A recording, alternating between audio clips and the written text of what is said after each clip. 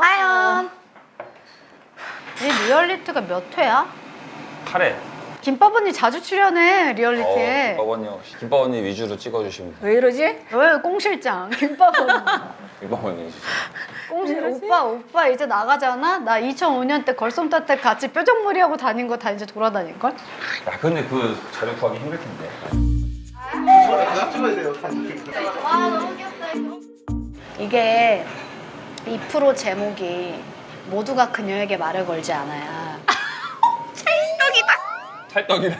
저기요. 저기요. 저기요? 그 의도가 그게 아닌데 찰떡이네. 저기요? 내가 궁금한 설명해봐. 건 보아가 제일 꼴배기 싫을 때랑 보아한테 말 걸면 안 되는데 언제일까? 꼴보기 싫을 땐 좀 생각해볼게. 말 걸면 안 될 때는 난 나는 딱 하나 딱히 있어. 없는데. 나 알 것 같아. 배고플 때? 아니 배고플 때는 근데 나는 그거는 있어. 아니 근데 왜 찰떡이야? 아니 뭔가 마상인데 이거 약간? 옛날 애가 더 좀 다가가기 어려우면 나이는 어린데 어른 같고 나이가 맞아. 들면서 뭔가 더 이렇게 순둥순둥 애기 같아진 느낌? 그게 나이가 들면 주변에서 당연히 나를 더 어려워하니까 조금 편하게 생각하라고 그렇게 하는 거야. 내가 오빠 지금 옛날처럼 그렇게 대해봐. 정말 모두가 그녀에게 말을 안 거는 정도가 아니라 모두가 그녀를 피한다 이렇게 근데 나는 가야지. 옛날에 그게 너가 뭐 의도적으로 이렇게 일부러 그런 게 아니기 때문에 워낙 나 너가 의도적으로 약간 있었는데? 그래? 응. 씨 내가 그걸 몰랐지? 아니 후배 아티스트들이 나를 어떻게 생각해?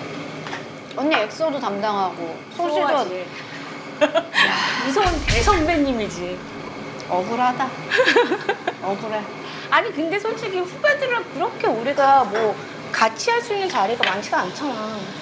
그럼 매니저들은 나를 어떻게 생각해? 너한테 이사라고 안 하는 사람은 둘밖에 없는 것 같아. 나한테 보아야 이런 사람은 둘밖에 없어. 둘밖에 없는 것 같아. 그치. 그러니까 대표님들을 제외한 나머지는 둘밖에 없는 것 같아. 그치. 나는 매니저들이 나 어려워한다는 말이 이제 너무 싫어. 근데 그게 나도 어려워 그래서. 아니 이게 어렵다라는 게 오빠 얘기했잖아. 오빠가 지금 들어와서 널 담당해도 나도 어려웠을 거라고. 오빠는 똑같았을 것 같아. 야, 어려웠을 무서웠을 것 같아. 거짓말하는데 난 언니가 너무 무섭다. 난 무서웠을 것 같아. 아니, 나는 그렇게 무섭다기보다도 이렇게 너 처음 할 때 1년 반 동안 보아랑 존댓말 썼는데 누가? 1년 반 동안 보아랑 존댓말 썼거든요. 근데 이제 보아가 말을 놓으라고 해서 놨단 말이에요. 그냥 존댓말 쓰는 게 편한데. 그런 거랑 똑같은 거야. 언제였지 처음이? 2005년. 그때 대학교 졸업하고 매니저를 할 수 있으면 해봐야지라고 하는 찰나에 너 일본어 전공했다며. 일본어? 그럼 너 보아 매니저 해봐. 네 알겠습니다 해서 오빠 했는데 일도 모르잖아. 뭐 얘가 더 일본어 잘하니까 그 같이 일본을 들어가서 해봐 얘기해봐. 일본어를 쓸 일이 전혀 없어요. 아니 일본 전공이야. 그래 나도 일본어 전공하는 매니저가 드디어 들어온다고 해서 와 이제 제2외국어를 하는 사람이 들어오는구나 해서 왔다? 일도 모르는 거야. 그러면서 나한테 나중에 친해지고서 한 말이 오빠는 일본어를 배운 게 아니라 일본어의 문화를 배운 사람. 말은 좋다. 근데 맞아. 그래서 어이가 없다 어이가 없어. 아니 근데 보아는 정말 신기한 게 어느 나라를 가도 든든하지 않아? 미국 가도 영어로 얘가 맞아. 언니 우리 일본 처음 간 게 언제였지? 2000 둘이 같이 간 건 2001년 4월 달이지. 4월? 아니 근데 내가 제일 기억나는 게 언니가 나랑 같이 살았는데 우리가 일 없을 때는 맨날 집에서 둘이 언제까지 있어야 될까요? 맞아. 언제까지 일본에 이렇게 있어야 될까요? 언니는 또 되게 해맑게 에이 뭐 1년이면 끝나 엄청 해맑게 1년이면 끝나 괜찮아.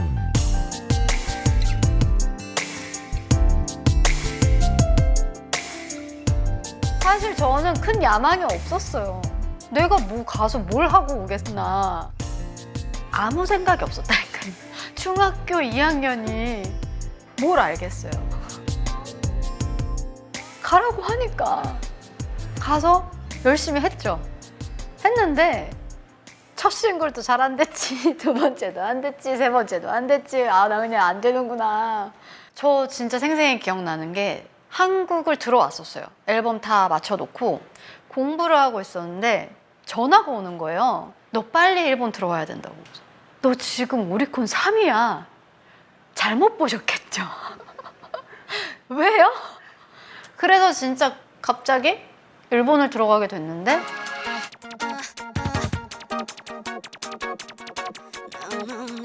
너무 뭐 상황이 이상한 거예요. 막 방송 출연도 막 하게 되고 막 갑자기 사람들이 나를 알아보고 신기했었어요.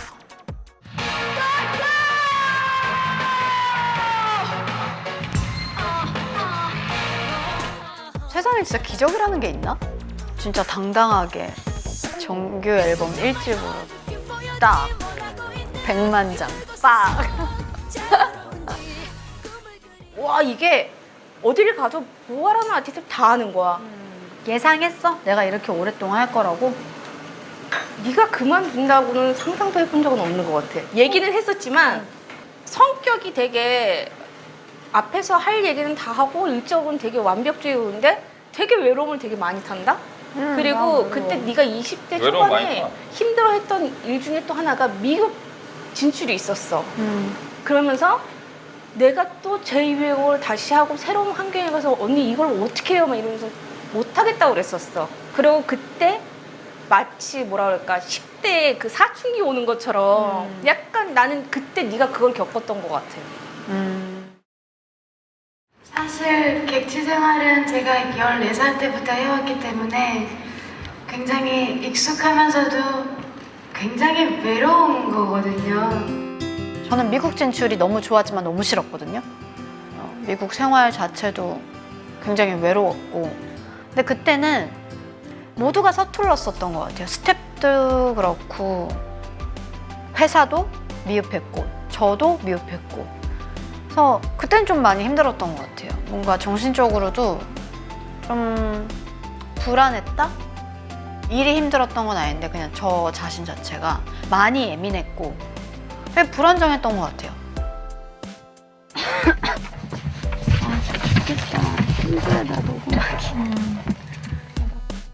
너무 모두가 고생만 하고 돌아왔던 기억이 있어서 다시 돌아가고 싶어요, 그 시절로. 만약에 돌아간다면 더 잘 할 수 있지 않을까. 나는 근데 미국 활동하면서 제일 슬펐던 거는 밝았던 사람들이 힘듦으로 인해서 너무나 예민해지고 근데 나도 그랬을 거 아니야. 한국에서 갔던 모든 사람들이 그 힘든 환경 때문에 그렇게 성격이 변했을 거 아니야. 그걸 보면서 되게 그게 가장 충격적이면서 슬프고 예민하고 외로웠지. 나 너무 외로웠어. 그리고 같이 활동을 하면 뭐래. 나이가 나는 너무 어린데 연차는 너무 많으니까 친구도 못 되고. 친구가 없는 거야. 요즘에 토크쇼 같은데 K-팝 가수도 나오는 거 보면 진짜 대단한 거야. 힘들었던 때가 있으면 또 지금은 또 모든 매체가 발전하는데 그래도 우리가 조금이나마 기여하진 않았겠니? 나는 굳이 예전에 나를 기억해 주기를 바라질 않아. 그냥 지금의 나를 알았으면 좋겠어. 그거는 우리가 가족이. 매번 해야 될 숙제인 거지. 그치. 근데 솔직히 옛날 모습보다 지금 모습이 더 좋아. 항상 얘기해 뭐 10대는 일본에 가서 10대를 지냈고 또 20대는 미국을 갔었고 늘 그렇게 외국에 가서 어쨌든 새롭게 시작했던 게 힘들긴 했지. 언어 습득력은 최고인 것 같아. 근데 언니 진짜 앞으로 내 미래가 어떨까? 뭐의 미래? 걱정하지 마. 클로징이야. 이것만 얘기하면 끝날 것 같아. 나는 이제 어쨌든 10대, 20대, 30대를 보내고 있기 때문에 뭐 한국도 그렇겠지만 일본도 20주년이라는 게 있고 그리고 맞아. 내년이 일본 20주년. 그럼 할 수 있겠지? 어쨌든 우리가 하려고 하는 거는 공연인 거니까. 나 30, 40주년 때도 같이 있을 거야? 오빠는 있어. 오빠 어디 못 가? 오빠는. 야, 사장이 목표였어. 맞아. 여기서 나 사고 치지 말고. 그래 나